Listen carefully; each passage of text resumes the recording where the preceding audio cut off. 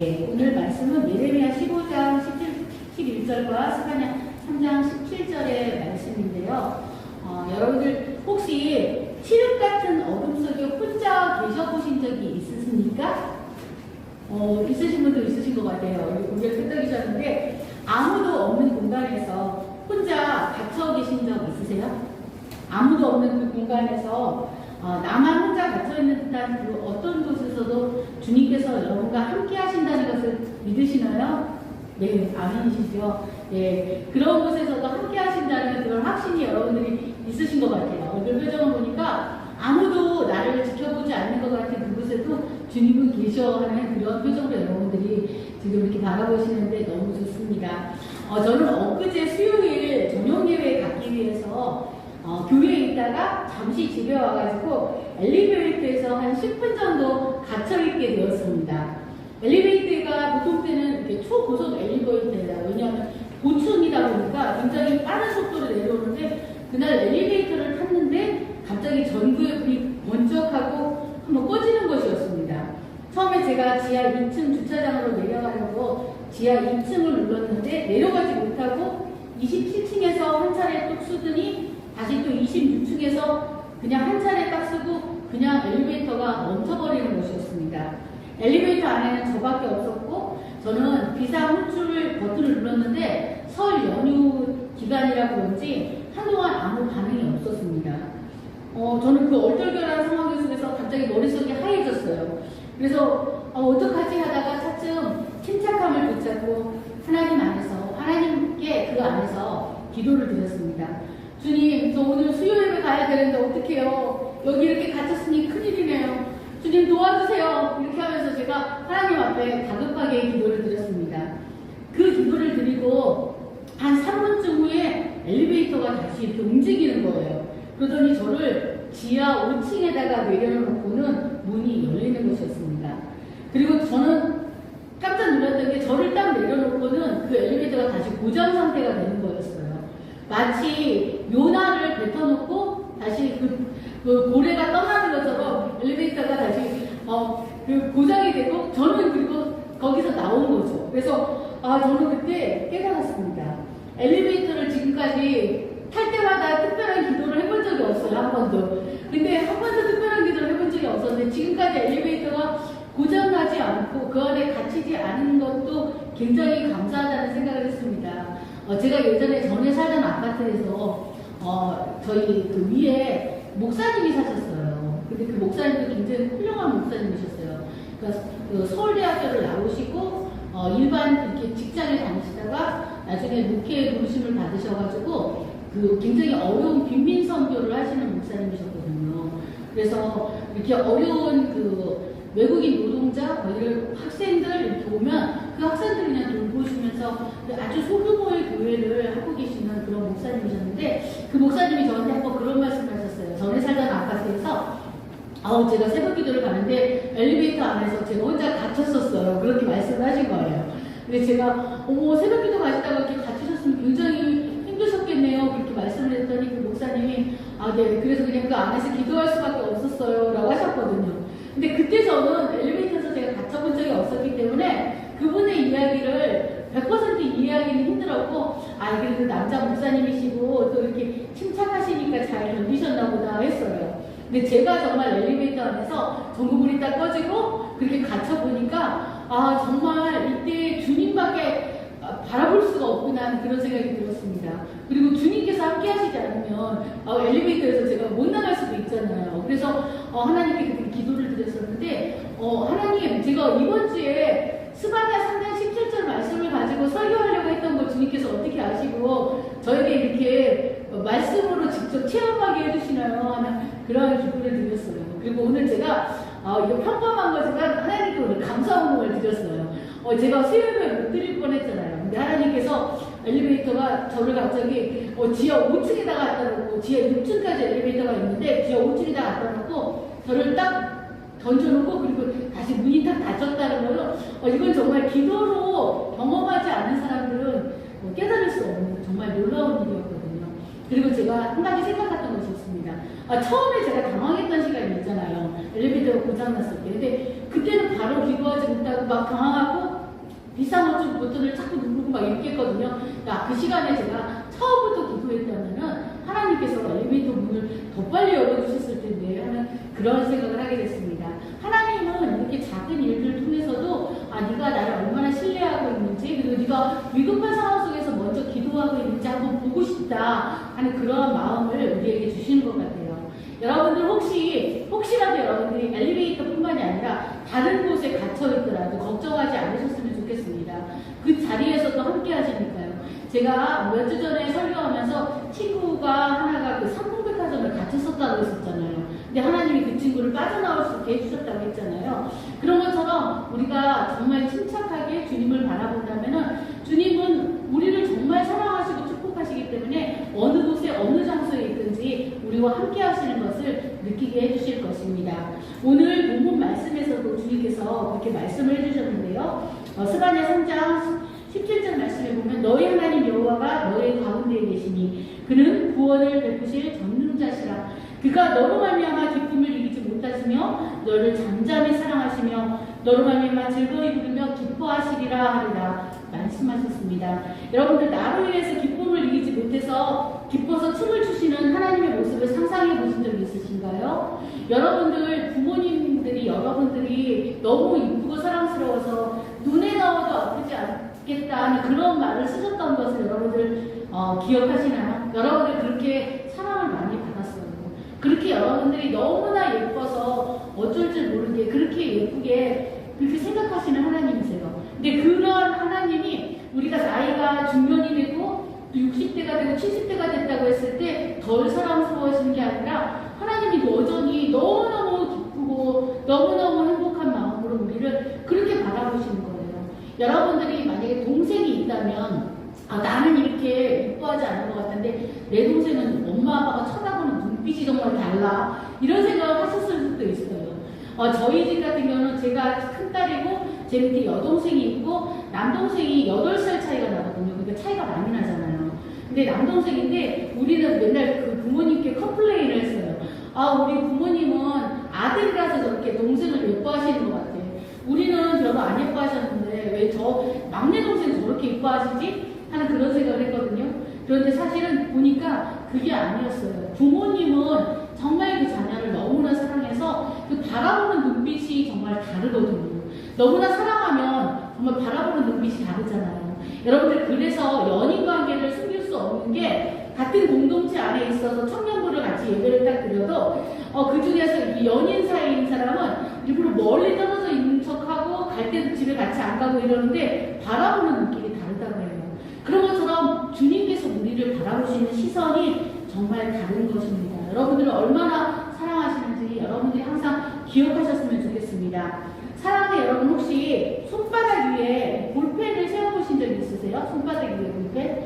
근데 전혀 이것이 불가능한 일은 아닌데 또 이것은 참 쉽지 않아 보입니다. 그런데 가만히 생각하면은 굉장히 간단한 방법이 하나 있어요. 제가 지금 하고 있는 것처럼 이 손바닥을 다른 손으로 이렇게 볼펜을 다른 손으로 이렇게 잡고 있으면은 이 손바닥에 볼펜이 세워지잖아요. 우리 인생도 이와 같습니다. 혼자는 설 수 없지만은 전능하신 하나님이 이렇게 붙잡아 주시면은 어떤 상황 속에서도 우리가 든든하게 설 수가 있습니다. 세상에는 우리를 두렵게 하는 일들이 참 많이 있습니다. 우리는 그냥 이 세상을 살아도 이 세상 사는 게 좀 만만치 않잖아요. 녹록지 않잖아요. 그런데 요즘에 사실 지금 더 어려운 상황이에요. 오늘 이제 김선정 선생님 이 시간 지금 방송을 듣고 계실 것 같은데 함께 하실 것 같은데 저희 딸 성경이가 지금 인후통이 너무 심해가지고 저까지 좀 머리가 아픈 것 같고 막 그래요. 그래서 오늘 지옥이랑 같이 가기로 했는데 혹시라도 피해를 줄 것 같아서 못 가요 이렇게 얘기하시고 또 오일은 선생님도 여기 학교에서 확진자가 나와가지고 그 유치원에서 확진자가 나와가지고 저는 검사 받았는데 음성이긴 한데 오늘 혹시라도 몰라서 제가 오늘은 영상으로 예배를 드려야 될 것 같아요 이렇게 말씀을 하셨어요. 우리는 그렇지 않아도 이 세상을 살아가는 게 좀 어려운데 요즘에는 우리가 이 코로나로 인해서 정말 힘들고 어려운 세상을 살잖아요. 예전에 처음에 오미크론이 나왔을 때 오미크론이 발병했을 때 그 목사님과 사모님 내외가 솔직하게 얘기하지 않아서 이게 우리나라에 오미크론이 들어왔다고 굉장히 많은 원성을 샀는데 지금은 어느 사이에 갑자기 오미크론이 지금 굉장히 많이 가장 우세하게 힘들게 하는 그러한 원인이 되었습니다. 다행히 이것은 이게 증상은 빨리 이렇게 확산되었지만은 빨리 나을 수 있어서 굉장히 다행인데, 여러분들 사실은 참 그래서 힘들고 어려운 세상을 살아가고 있어요. 저는 여러분들이 여기까지 오기까지 그 발걸음이 참 힘들겠다 하는 생각이 들었어요. 제가 어제 점심 때 우리 은혁이를 만났거든요. 그래서 은혁이를 만나가지고 점심을 같이 먹고, 은혁이 사는 데까지 제가 걸어서 같이 바래다 줬어요. 근데 은혁이는 나름대로 교회가 멀지 않다고 생각하는데, 제가 보기에는 그래도 꽤 먼 거리를 걸어오는구나 하는 그런 생각을 하면서, 우리 친구들 이렇게 버스를 타고 교회 오고, 또 때로는 부모님의 차를 타고 오기도 하고, 걸어서 오기도 하고 하는 이런 과정들이 하나님 보시기에 정말 귀하고 아름답겠구나 하는 그런 생각을 했습니다. 여러분들, 하나님께서 여러분들 얼마나 소중하게, 얼마나 예쁜 눈으로 바라보시는지 아세요? 여러분들을 얼마나 그윽한 눈으로 바라보시는지 아세요? 여러분들 사실 지금 힘들고 어려운 세상 가운데 정말 우리의 그 짐만 해도 큰 짐인데, 이 전체가 지금 다 짊어지고 있는 코로나 팬데믹의 상황 속에서 여러분들이 예배의 자리에 나오고 예배하기 위해서 이렇게 사모하는 그 모습을 하나님께서 굉장히 기뻐하실 것입니다. 하나님은 우리에게 이러한 비밀을 주셨는데, 그 비밀은 바로 믿음입니다. 여러분들, 우리가 여름 수련회 때 주제로 나눴던 다윗의 이야기처럼 골리앗을 보면서 모두가 볼볼 떨었잖아요. 그 골리앗은 키가 거의 3m가 되는 거인이었는데 다윗은 그렇지 않았다는 거예요. 소년 다윗은 하나님께서 붙잡아 주신다고 하는 믿음이 있었습니다. 그래서 사무엘상 17장 37절은 말씀하고 있습니다. 여호와께서 나를 사자의 발톱과 곰의 발톱에서 건져내셨은즉 나를 이 블레셋 사람의 손에서도 건져내시리라. 그렇게 확신을 했습니다.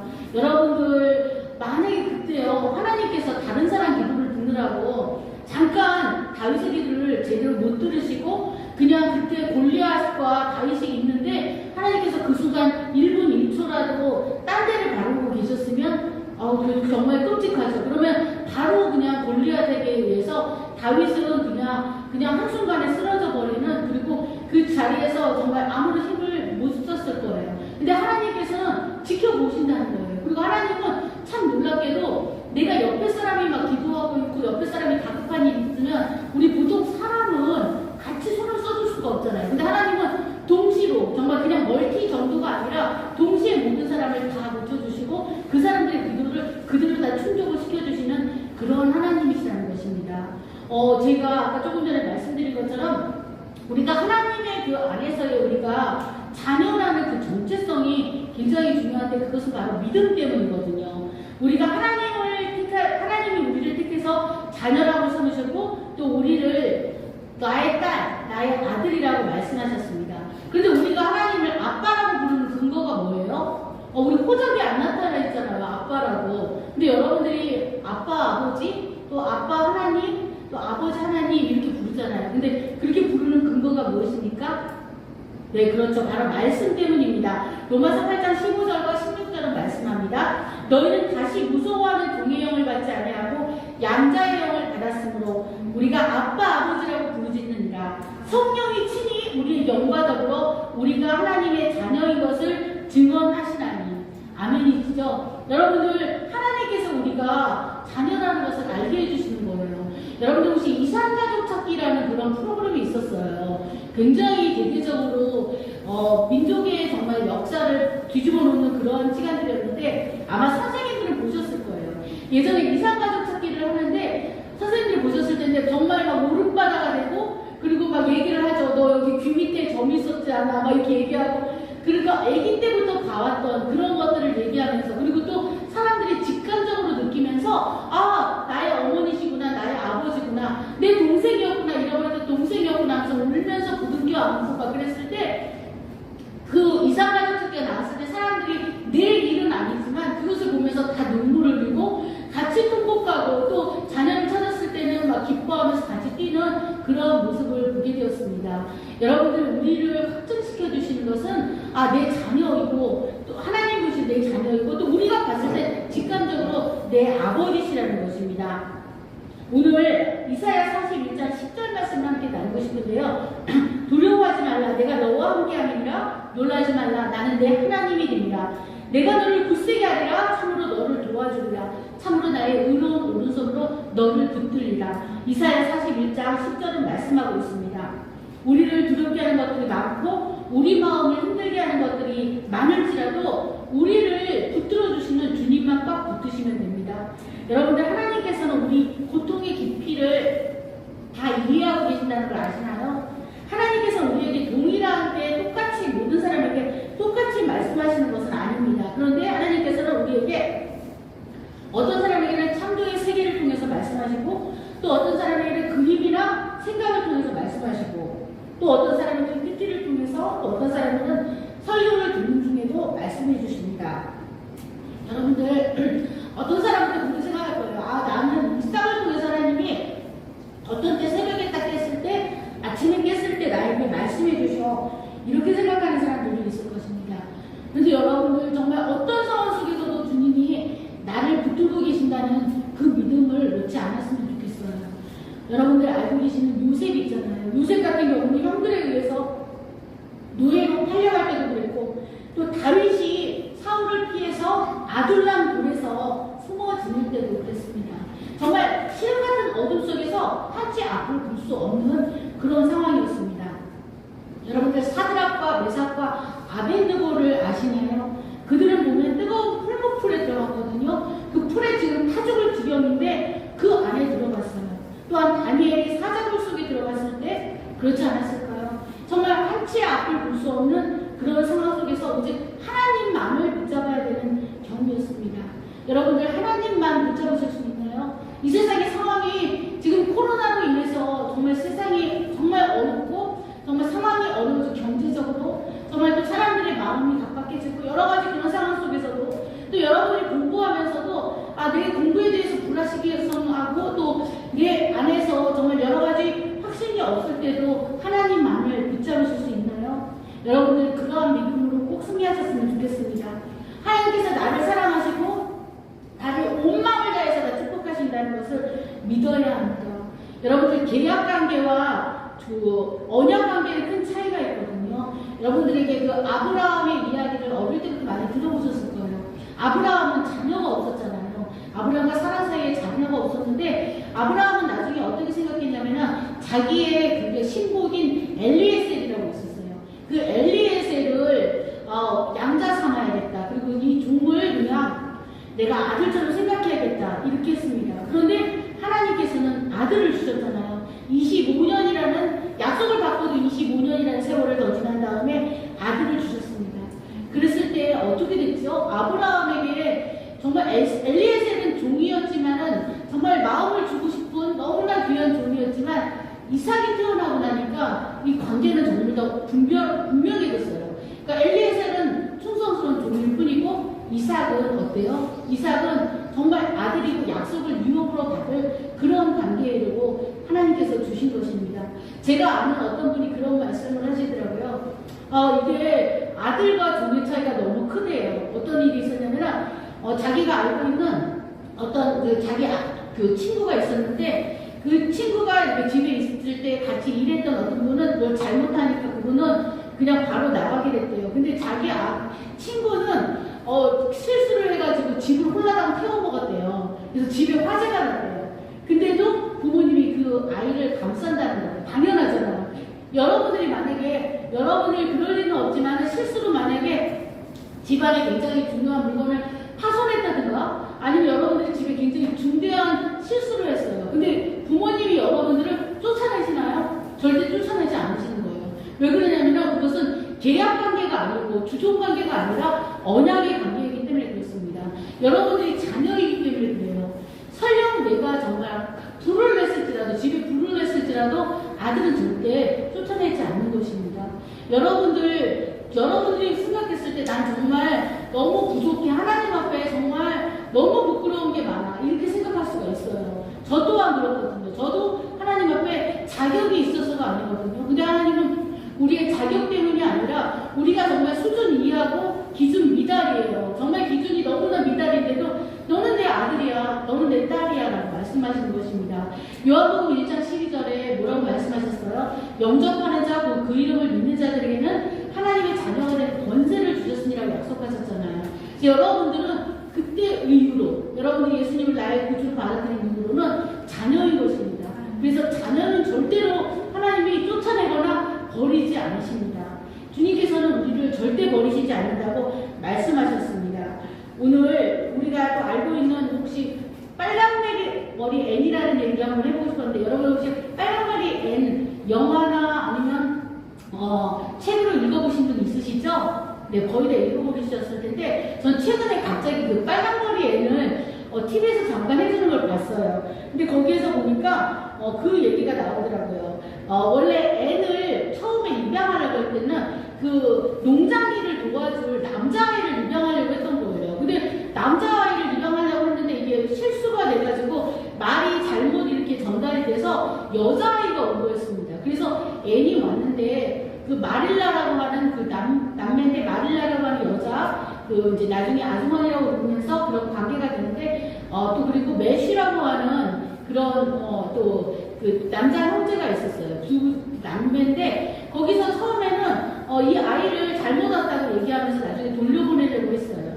돌려보내려고 하고 그랬는데 나중에 포로지 사건이 있었거든요. 그래서 포로지를 훔쳐갔다고 생각해서 아이 그냥 내보냈는데 나중에 보니까 포로지가 훔쳐간 게 아니고 포로지가 옆에 이렇게 의자 옆으로 이렇게 있는 걸 보고서 내가 그 아이에게 큰 상처를 줬구나 생각하면서 그 아이를 다시 막 기차를 타고 말을 타고 가가지고 다시 찾아오게 됐습니다. 그리고 그 뒤에는 그 마릴라와 매슈가 뭐라고 말하냐면은 너는 나의 딸이다 라고 그렇게 얘기를 해요. 그리고 그 이후로는 관계가 전혀 없던 그런 여자아이였는데, 그 아이가 어디 위험한 곳에 간다든가 아니면은 그 아이가 어려운 일이나 그런 게 있을 때마다 안 돼, 너 그쪽 가면 너무 위험하니까 조심해야 돼 라고 하면서 진심으로 걱정하는 것을 보게 됩니다. 그리고 나중에는 보면은 그 고아였던 앤한테 어떻게 하냐면 그 아이가 대학을 갈 수 있도록 뒷바라지를 해주고 또 대학에 가게끔 어떤 물건 같은 것도 팔고 이러면서 도와주는 것을 봐요. 그리고 뭐라고 얘기하냐면 너 어차피 내가 가진 모든 것들은 너의 것이 될 것이다 라고 그렇게 그 앤에게 말을 해주면서 다 너에게 주려고 했던 거야 이렇게 얘기를 합니다. 우리가 이와 비슷한 대사를 제가 성경에서 누가복음에서 우리가 찾아볼 수 있었어요. 누가복음 15장에 보면은 그 큰아들한테 얘기할 때 내 것이다 내 것이라고 이렇게 얘기를 하잖아요, 아버지가. 그런 것처럼 이렇게 관계가 양자의 관계가 되니까 앤이 이렇게 양녀가 됐잖아요. 그러니까 앤한테 모든 것을 줄 수 있는 것처럼. 그리고 탕자의 부유에서 우리가 탕자가 그렇게 돌아왔지만 말할 수 있잖아요. 큰아들과 작은아들에게 어차피 내 것은 다 네 것이다 라고 말할 수 있는 것처럼 우리 하나님은 모든 것을 다 소유하셨어요. 근데 그것을 자녀에게 당연히 상속시키고 준다는 겁니다. 여러분들이 그러기 때문에 누리지 못할 것이 하나도 없어요. 내가 축복받을 만한 사람이 못 돼. 나 너무 부족하고 내 마음속을 내가 들여다봐도 정말 부끄러워 죽겠어 라는 그런 마음을 가지셨을지라도 하나님은 여러분들을 인해서 기쁨을 누리지 못하시고 어쩔 줄 몰라 하시는 그런 하나님이시라는 것입니다. 그 하나님을 여러분들이 정말 믿고 간구하셨으면 좋겠습니다. 결론적인 말씀입니다. 오늘 본문 말씀처럼 주님은 내가 진실로 너를 강하게 할 것이요 너에게 복을 받게 할 것이며 내가 진실로 내 원수로 재앙과 환난의 때에 내게 간구하게 하리라 이렇게 말씀하셨어요. 여러분들을 높이 져서 여러분들에게 정말 그 괴롭힘을 주었던 그 원수들이 있잖아요. 여러분들 힘들게 했던 사람들이 여러분에게 와가지고 빌면서 간구한대요. 나 좀 도와달라고. 너 정말 잘 됐으니까 나 좀 정말 좀 긍휼히 여겨줘라고 말하게 그렇게 하신다는 것입니다.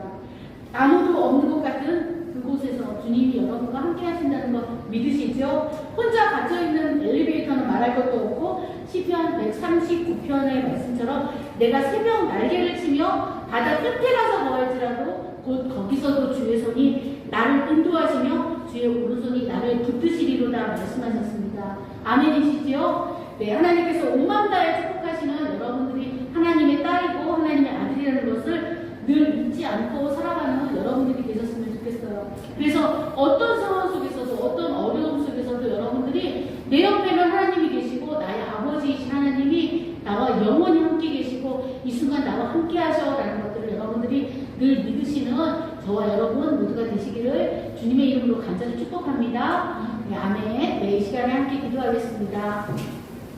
하나님 감사합니다. 우리를 너무나 사랑하시고 칠흑 같은 어둠 속에서도 우리 옆에 계시는 하나님이신 것을 믿습니다. 주님께서 우리를 얼마나 사랑하시는지, 얼마나 축복하기를 원하시는지 우리가 오늘 말씀 가운데 깨달았습니다. 그 하나님이 우리를 정말 기뻐하셔서 즐거이 부르며 기뻐하시고 기쁨을 이기지 못하신다는 것을 우리가 늘 기억하며 살아가는 우리의 모든 삶이 될 수 있도록 축복하여 주시옵소서. 감사드리며 이 모든 말씀 예수님의 이름으로 감사하며 기도드렸습니다. 아멘. 네, 이 시간 우리 스바냐 3장 17절 말씀 너희 하나님 여호와가 찬양 같이 하면서 주님께 준비된 예물 올려드리도록 하겠습니다.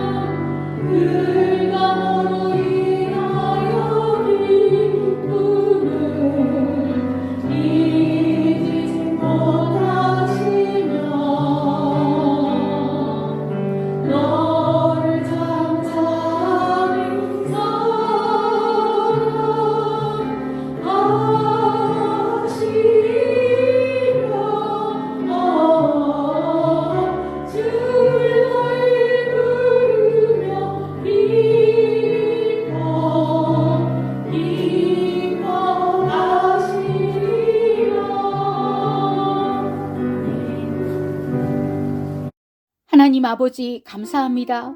때로는 칠흑 같은 어둠 속에 혼자 갇혀 있을 때에도 우리와 함께 해주시는 하나님 참으로 감사합니다. 나만 혼자 있는 것 같은데, 아무도 없는 공간 같은데 그곳에서 주님은 우리에게 사랑한다고 말씀해 주십니다. 너희 하나님 여호와가 너희 가운데에 계시니 그는 구원을 베푸실 전능자이시라.